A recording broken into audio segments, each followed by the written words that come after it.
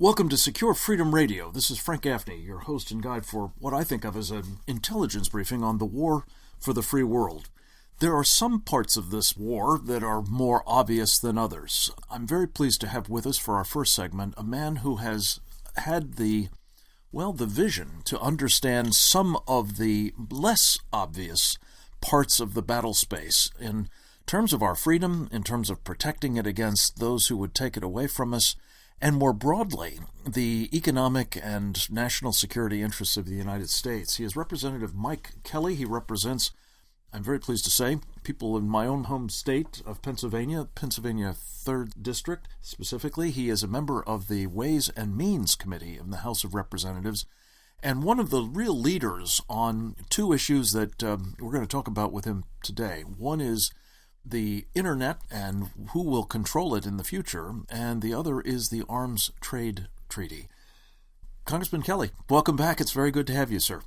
Frank, thanks so much. It's always good to be on Secure Freedom with you. Thank you for what you're doing. This is critical stuff. It is indeed, and the thing that I guess just astonishes me is how difficult it seems to be to impress upon people what is at stake here. Let's talk a little bit first about this Internet control. Who does it today, effectively, and what does President Obama have in mind in its stead? Actually, because we're the ones that developed the Internet and we've had oversight on it, to kind of make sure that it goes the way we think it should go. And I don't think there's anybody in the world that would argue with when it comes to protecting people's individual freedoms and liberties. The United States always stands tallest. But the National Telecommunications and Information Administration is the one that has the oversight on it. Well, and there's also another agency called ICANN. Now, ICANN is the Internet Corporation for Assigned Names and Numbers. And we go through all these this alphabet soup of all these different agencies. These two agencies are the ones that oversee the operation of the Internet and make sure that it remains free and clear and open to everybody.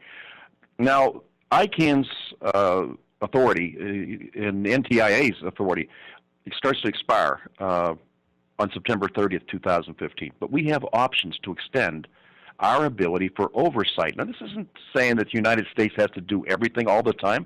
We have the oversight of what happens on the Internet. Who sets up these domains? Who sets up these names and numbers? Who controls what can actually go on the Internet? But the governance of this, the oversight of this, is really crucial. If the United States is not providing the oversight to it, there will be governments around the world, as you know and I know, when you talk about places like China and Russia that really want to inhibit people's access to information, they'll have the ability to interfere with this and shut down what we think is probably one of the most critical tools out there for every single citizen of the world, by the way, not just the United States, to be able to communicate in an open and free way. But if you can control who's allowed to be on there, if you can control the domains, if I can say to you, you know what, securityfreedomradio.com. No, you're not going to be able to do that. You're going to have to go on another site, or you're going to have to do something different. You're not going to be able to have access to it. We could actually eliminate, not we, being the United States, but if we turn it over to an outside group, and you would have influence from some really rogue countries, they could limit people's access. And you've been championing legislation, you call it the Defending Internet Freedom Act, H.R. 2251. Talk a little bit about what that legislation does, why it's so needed, and where it stands in the Congress at the moment. What our listeners need to know, the President of the United States, I think it's pretty well documented. He doesn't think that we're very much of a country as far as being really exceptional. I think he really aims at everything he looks at comes down to the UN needs to do this. The UN should have authority over a lot of different things. But this bill, all it states is that yes, the NTIA cannot relinquish any responsibilities unless the Assistant Secretary for Communications and Information certifies to this Congress that's received a final proposal that satisfies all the requirements of the bill. So what's the bill saying? So listen, what we want to do is make sure that they can't vote on a proposal that hasn't been fully vetted, and we understand that what the implications of it are. ICANN can't just, they have to uphold free speech, and they can't just take away these domains and these assigned names and numbers without us having oversight on it, having oversight over ICANN. It does seem to me this is the bare minimum. And, the old Joni Mitchell song comes to mind, you don't know what you've got till it's gone. We will rue the day when this is gone if, and I'm afraid this is in prospect, the president has able to effectively eliminate this very important part of our national capabilities, as he's doing in so many other areas. Congressman, I did want to touch on this one other topic because I know you're also on top of it, and it's also quite problematic. That's the Arms Trade Treaty. President Obama has signed this document. It has not been submitted to the Congress, as best I can tell. I don't think it's going anywhere in terms of its ratification, yet we're bound by it. Tell us what it does and why this is so problematic and what we should be doing instead. Again, this is a president, this is an administration that truly does believe that, America can't handle its own policies. Secretary Clinton, when she was in office, said to the world, listen, our arms trade treaty is the gold standard of the world. Anybody that wants to look at what we do, come and take a look. We'll be glad to share that with you. We're not going to conform to anybody else's ideas because we think this is really important, not just for the citizens of the United States, but for the citizens of the world, and especially people seeking our ability to work with them in developing these arms.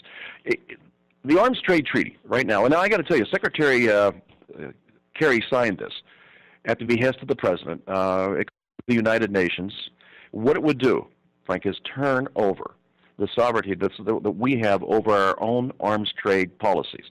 It would turn over to a group at the United Nations to determine what the treaties should be, what the policies should be, how we would govern, not just in the UN specter of things, but in the United States. We would turn over our own sovereignty. We would be relinquishing. This is incredible. Our Second Amendment rights would be relinquished to a group at the United Nations to determine how we should go about with our policies when it comes to guns and defending ourselves. This is absolutely absurd, but this is the way these people think. They're globalists in the way they think. I have come to the conclusion that there's nothing that is more grave danger right now to the United States looking forward as the closer we get to adopting policies that the United Nations forms for us, and then we have to follow those sanctions. The individual rights of every single American will be left now to a group of United Nations attendees, whoever it is that forms these commissions. They will determine for us what our policies are. Frank, there's nothing more chilling right now than to understand that this administration, bit by bit by bit, is giving up all the freedoms and liberties that 1,400,000 men and women in uniform have given their lives to protect. And this is incredible. You and I talked a little bit before we started to record. This is unbelievable when in fact that, are you kidding me? These things are happening right before our very eyes. They're getting swept under the carpet by other issues that are going on out there right now. I said, wait, when did this happen? When you weren't looking.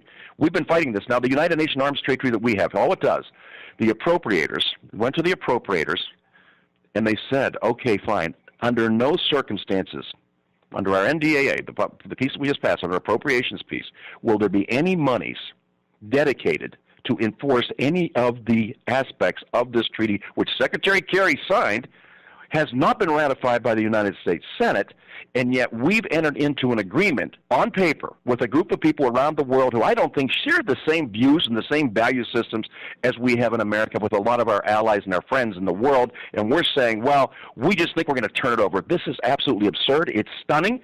And the fact that we don't have an outrage across this country right now, whether it comes to the internet and protecting the freedoms there, or our arms trade treaty, our policies and the way we will develop our arms and the way we have to defend ourselves, we're turning it over to a globalist organization that does not have the same value systems as we have and is drifting farther and farther away every day from what its inception was supposed to be. It's just chilling, it's stunning, and right now it is outrageous. It comes down to, as you say so well, Congressman Mike Kelly of Pennsylvania, sovereignty. And we will not understand what we've given up if we continue down these paths. We appreciate again your leadership in calling attention to the challenges, to the threats to our sovereignty, to our freedoms, and I think our prosperity for that matter with respect to this internet business, as well as your leadership on Capitol Hill in trying to stymie these efforts.